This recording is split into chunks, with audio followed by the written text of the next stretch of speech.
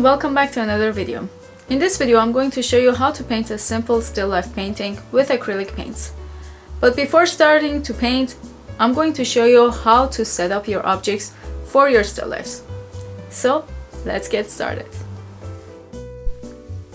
To set up your objects, make sure to find a corner or a side table, somewhere that you can place your objects and capture a good lighting.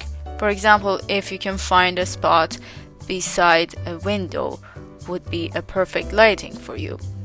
When choosing your objects, remember that different materials capture light differently. For example, shiny objects such as glass or metals, they capture more light. And objects that are dull and less shiny, like dried flowers or anything like piece of fruit, they capture less light. So it's very good to have variety in your material qualities. I'm going to use this scarf as a drapery for my background, which also considers as one of the main objects. This scarf is almost like silky, so it's also going to capture light more. I'm going to tuck it behind my mirror here, and if you want to use a drapery, you can also do the same thing, or you can pin it to the wall somehow until you can capture your still life. We also want to pay attention to the size and dimensions of the various objects that we're using and color temperature. So we want to have a good harmony, good balance between these objects, their colors, and the way that they capture the light. So here I have a bunch of different objects that I have chosen that I somehow feel related, but at the same time I want the objects to be unrelated to each other and become more interesting that way. So I'm just placing them together, playing around and see if they work together or not. Make sure to take your time for this stage for just setting up your objects, because it takes some time to try and put things together and see if they work or not. Once you're happy with your chosen objects and their setup, you can then start your painting. I do recommend that you paint from observing the actual objects to help and develop your observational skills. However, this might not be doable for everyone. For example, for me personally, I have very limited space around me here, so I'm going to take a photo of the objects that I have set up for my still life. You can take a photo from various angles. However, for the purpose of this video and its title as the simple still life painting, I'm going to take a photo from an eye level. The eye level means if I were looking at my objects straight forward, how would I see the objects? Where would be the line that everything is sitting? Like the horizon line in the landscape paintings. That is the eye level. So to capture your still life from the eye level, depending to how you have set up your objects or where you have set it up, you might need to sit down, you might need to change your position, you might need to stand up or extend your arms when you're taking the photo. Here's the photo that I have captured. It has a good lighting, there is good shadows, and everything is clear, and this is my still life captured from the eye level.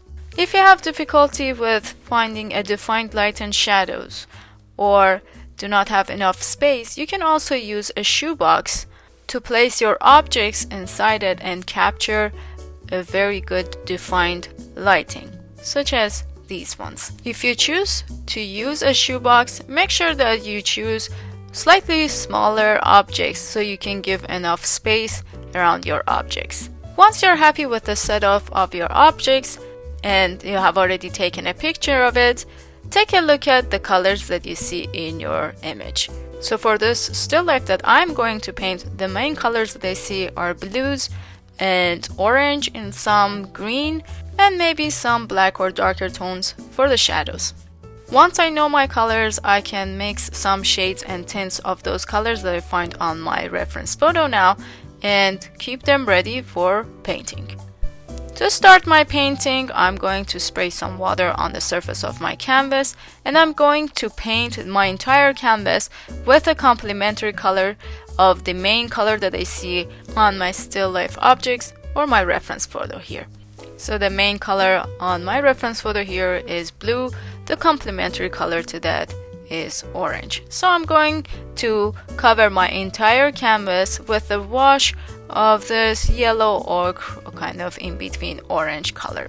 Although this is not mandatory, however, there are two reasons why it is beneficial to cover the entire canvas with a complementary color. The first reason is when we are trying to capture the light on a painting, we use the white paint. When the canvas is not covered with any colors and if we miss any spots, it's going to be captured as light, especially when we are painting on a large canvas. So this way we capture the best lighting. The second reason is that when we are using a complementary color, all colors are going to stand out even more when we are applying on top of this color. This is a technique that has been specially used on impressionist paintings. I'm going to start my drawing again with some paint that I have diluted with water, and I start by defining the eye level or the horizon line or the box wherever my objects are being placed. Then I look at the proportions between my objects. What are the sizes? How big or small are they? How long and tall are they in comparison to each other?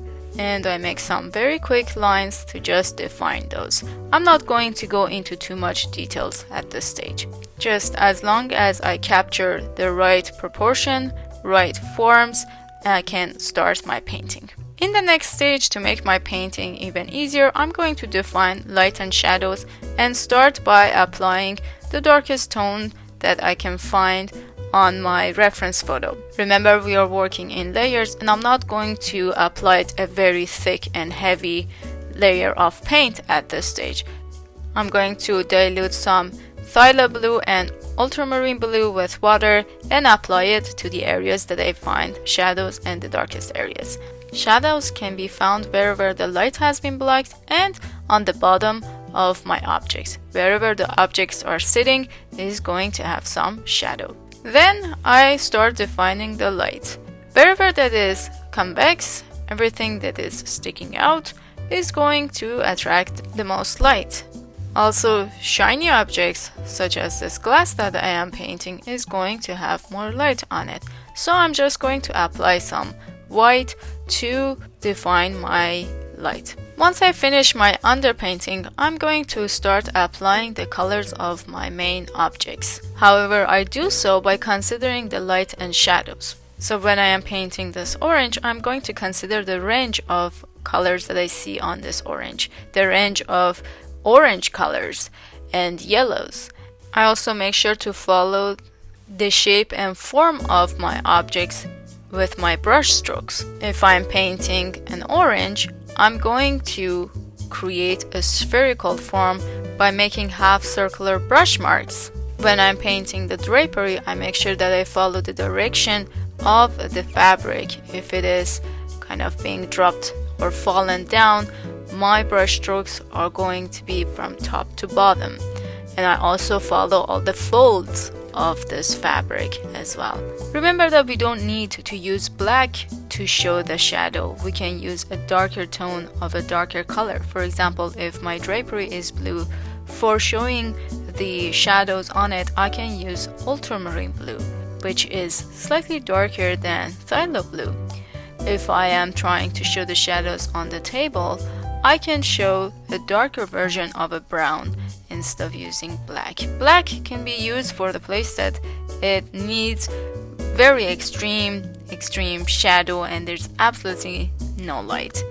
But to show the variation and the smooth transition between the shadow to light, you need to use the actual colors of different tones. Same thing also applies to capturing light and how you can demonstrate light.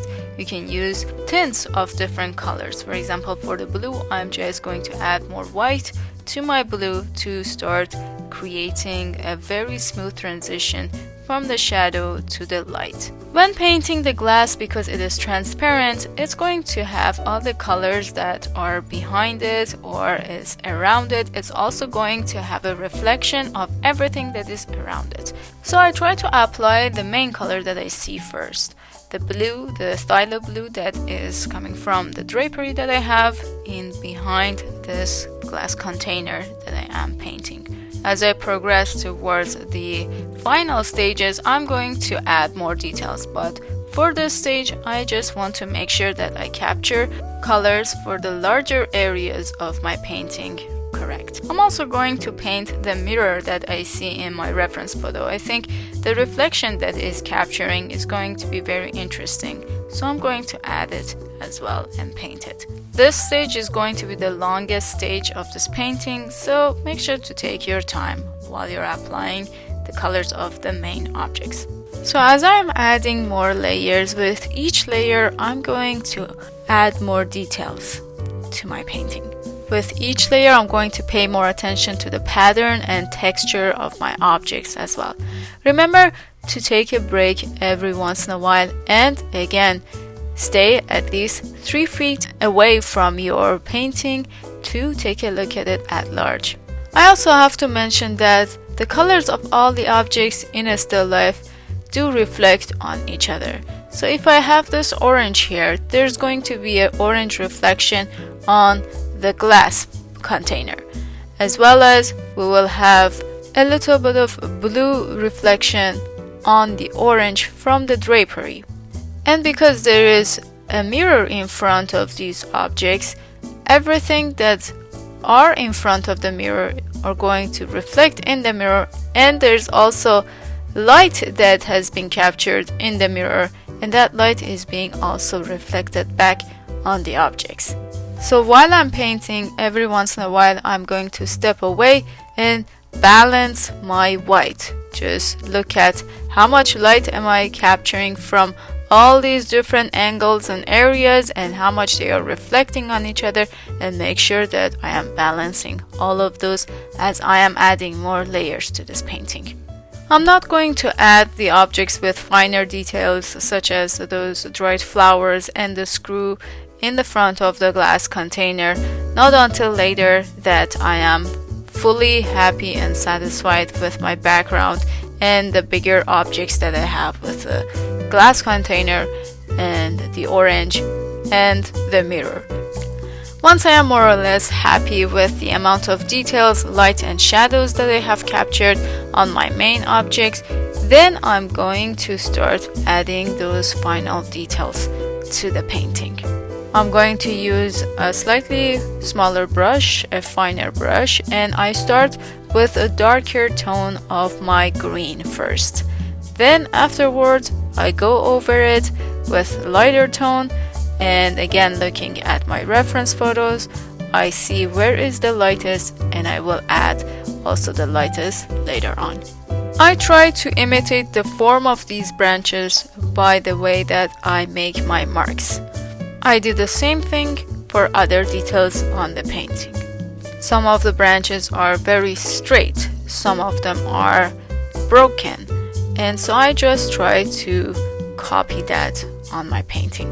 Once I apply the lighter tones to my branches, then I start painting some of these tiny flowers, tiny white flowers, by just mark making and tapping my brush on the surface of the canvas and looking at the form of those tiny flowers and trying to imitate those by tiny brush marks that I make. I also try to see how far apart are these tiny flowers from each other and place them as I find them on the reference photo.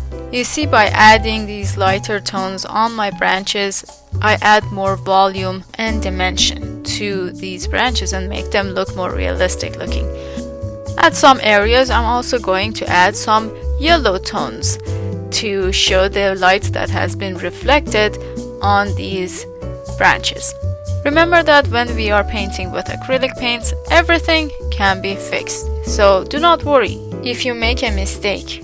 If you notice that something needs to be corrected or changed, you can always let it dry and work on it later again, as many times as you need to. Now I'm going to add some more details to my orange and the reflection of the orange color on these branches, using the finer brush and observing how the texture of the surface on the orange looks like. Now that I'm happy with the largest areas of the still life, I'm going to start adding some of these details and start painting these dried flowers in the water container.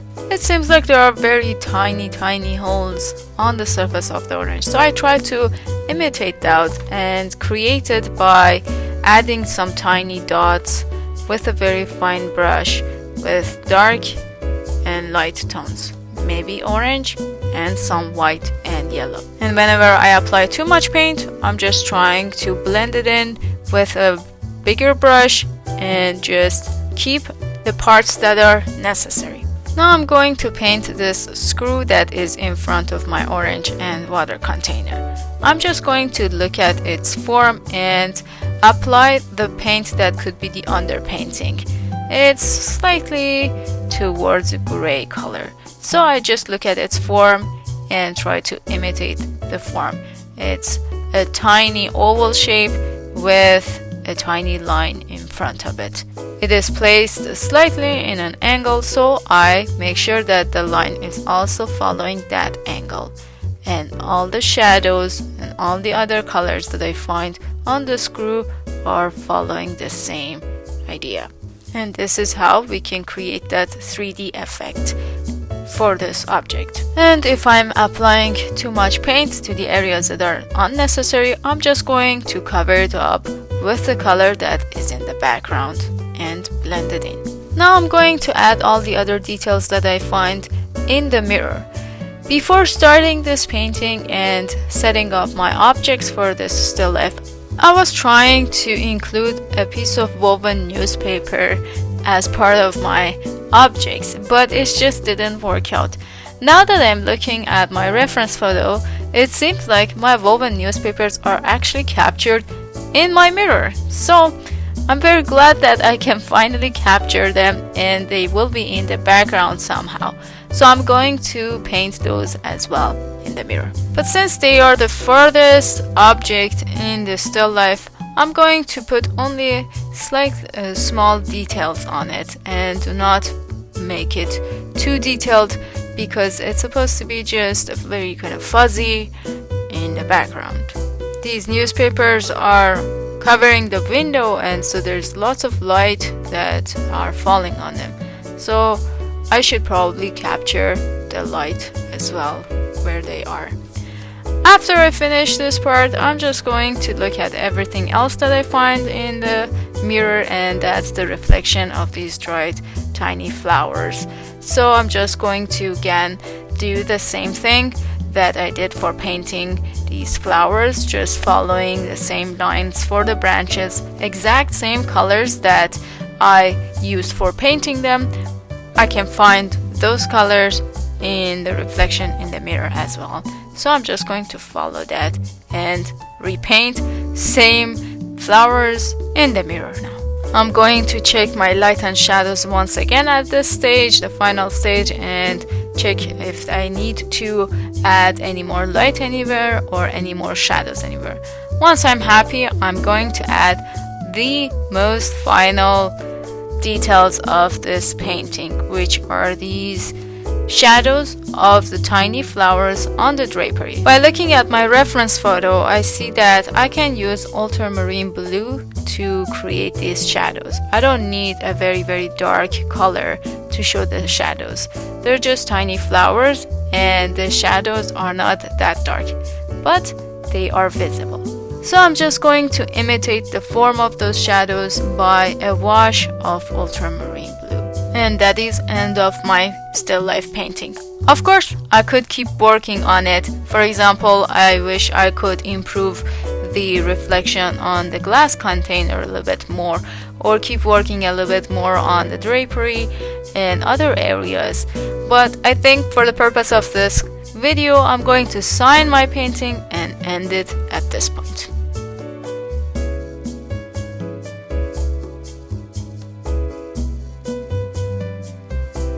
Alright, so I finished my still life and here is how it turned out. I'm actually very satisfied with it. It's been a long time that I haven't painted any still lifes with acrylic paint, and it was very exciting for me. And I think I'm going to glaze this painting and make a video about it. So I'm excited for that too and see how it's going to turn out. If you do paint a still life, please feel free to share them with me. I would love to see how your still lifes turn out. Thank you very much for your attention and watching me. Until next video, goodbye.